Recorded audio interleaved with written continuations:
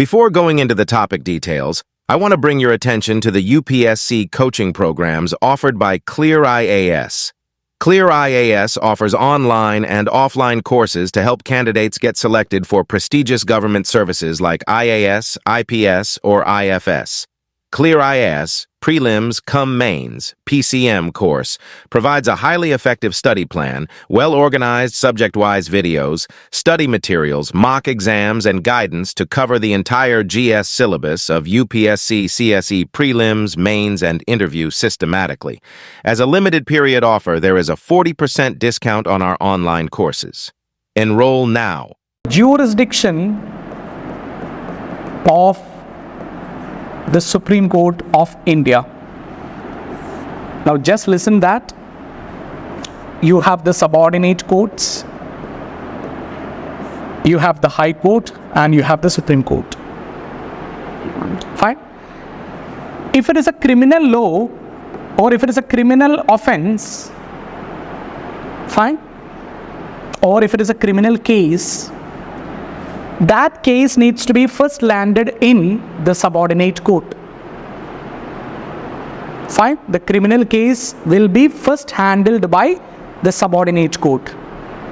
So you can say that the criminal cases are the original jurisdiction of the subordinate court. So original jurisdiction means the court of first instance, which means those cases that will land in the subordinate court in the first instance is the original jurisdiction of the subordinate court. So original jurisdiction means those cases that land in the first instance. So criminal case is the original jurisdiction of subordinate court. Now, if it is a civil case,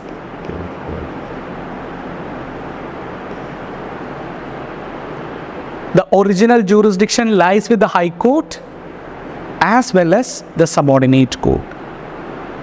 Fine. If it is a civil case, the original jurisdiction lies with the High Court as well as the subordinate courts. But if it is a federal dispute, that means if there is a dispute between center and the state, state and state, the original jurisdiction lies with the Supreme Court of India. Fine. Now there is a confusion. There can be a confusion, sir. If I am an individual, my case will not be coming under the original jurisdiction of the Supreme Court. Yes, definitely. Suppose if you are an individual and your fundamental rights are violated, means that also comes under the original jurisdiction of the Supreme Court, which means you can go directly to the Supreme Court of India. You can either go directly to the High Court of India, which means it is not exclusive. But still, the Supreme Court as well as the High Court has got original jurisdiction in matters of violation of fundamental right. And this jurisdiction is also known as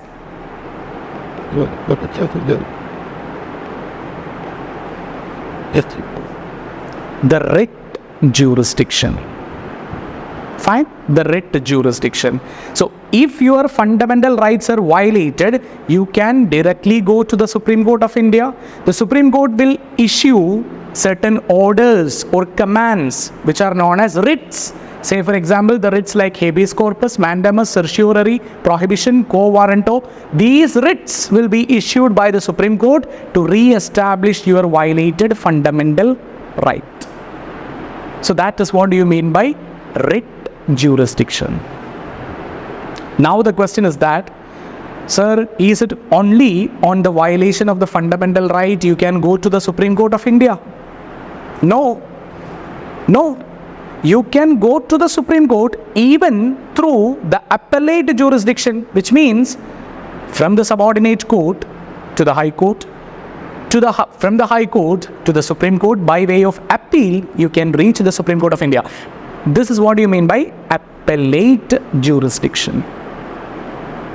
But if you need to go to the Supreme Court for the first instance, that is a condition where there is a violation of fundamental right should be necessary. Fine. And what do you mean by advisory jurisdiction? Advisory jurisdiction.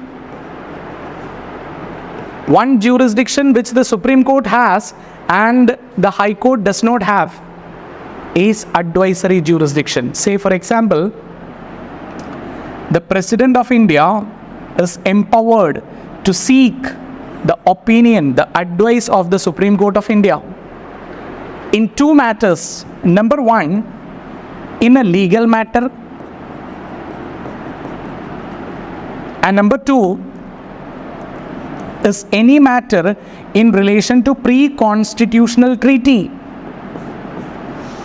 or agreement or whatever it might be. So if the President has got any confusion, he can ask officially the opinion of the Supreme Court of India. Now, in matters of pre-constitutional treaty, it is compulsory for the Supreme Court to provide the advice to the President of India. In legal matters means, suppose if the Parliament is enacting a bill and it reaches the President of India, the President has got a confusion regarding whether to give the assent or not. Now the President can ask the Supreme Court of India whether it has got a legal violation or not. So in that matter, it is not compulsory for the Supreme Court to tender the advice. Fine. Even if the Supreme Court give the advice, is it compulsory for the President to follow that? It is not binding on the President of India. So the President can even ask for a time pass, the opinion of the Supreme Court. And if the Supreme Court say, consuming a lot of time, even the President can just ignore that. It is not binding on the President of India. So this is what you need to understand regarding advisory jurisdiction, which is mentioned as part of article number 143 of the Indian Constitution. Fine. Now, does the Supreme Court of India has got the supervisory jurisdiction? Supervisory jurisdiction. Does the Supreme Court has that? Sure. No. Okay. The supervisory jurisdiction lies with the respective high courts. Okay. There is no supervisory jurisdiction for the Supreme Court of India. The supervisory jurisdiction lies with the respective high court. That means the subordinate courts will be supervised by the respective high courts. So just you think with your logic, with the 34 judges, will it be possible for the Supreme Court of India to supervise all the courts in India? It is practically not possible, isn't it? So that's what you need to understand. The Supreme Court does not have the supervisory jurisdiction. The Supreme Court is also known as the court of record. Why do you say that the Supreme Court is known as the court of record?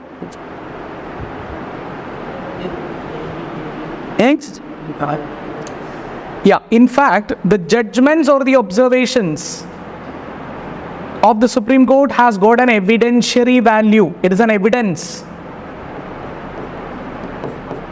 If the Supreme Court say that right to life is part of, or right to education is part of right to life, then in future, if there is any reference, the advocates does not want to prove that. They can just say, in Unnikrishnan case of 1993, the Supreme Court has said that right to education is part of right to life, because it has got an evidentiary value. As well as the Supreme Court can punish for contempt of court.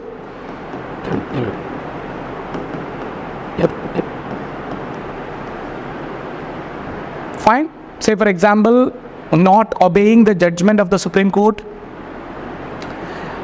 proving disloyal to the judgment of the Supreme Court, or you make a statement that is derogatory to the dignity of the Supreme Court. In that case, the Supreme Court can punish also. So that is what you mean by contempt of court. The Supreme Court can itself punish That is what you mean by contempt of court. The punishment is all about just 6 months imprisonment or 2,000 rupees fine, but still the Supreme Court can provide that punishment. And these are the two reasons why the Supreme Court is known as the court of record. The Supreme Court can even punish for the contempt of court of other courts also, the other subordinate courts also.